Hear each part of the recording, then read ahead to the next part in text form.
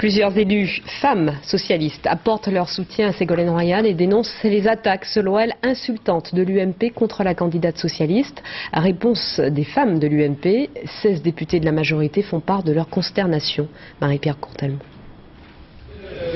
Tout sourire et pourtant cette femme socialiste est en colère. La violence avec laquelle les femmes de droite attaquent notre candidate aujourd'hui sur le fait qu'elle soit femme, nous disons non, stop, elle se bat sur des valeurs, elle avance un programme. Réponse immédiate des mises en cause. Se victimiser, ça grandit pas le combat, ça grandit pas le combat d'idées et ça grandit pas non plus d'essayer d'analyser et de confronter les idées et de confronter les projets. Être une femme politique de premier plan en République française, une longue et difficile histoire que l'on peut par exemple commencer à la fin de la Deuxième Guerre mondiale avec Louise Weiss qui mène le combat pour le droit de vote. Et vous, jeune homme? Oui, pourquoi pas, il n'y a pas de raison que les femmes votent pas. Ah, ça c'est bien.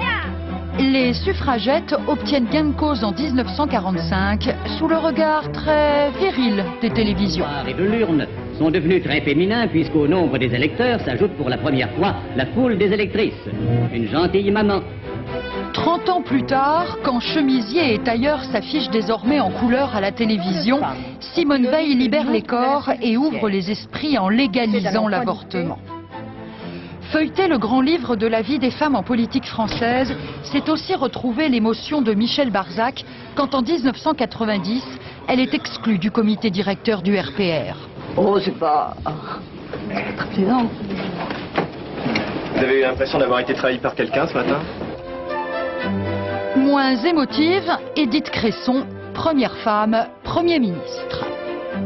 Quand on change les habitudes, ça dérange. Et c'est vrai que Mme Cresson dérange. Alors il y a pas mal de gens qui sont contre, mais moi je suis pour. Le soutien durera à peine un an. Édith Cresson doit laisser sa place à Pierre Bérégovoy. On les avait surnommées les Jupettes, les 12 femmes du gouvernement Juppé. La plupart virées 6 mois après leur nomination. Une erreur que de se couper de 53% de la population. Je dirais la moitié de l'humanité, moi.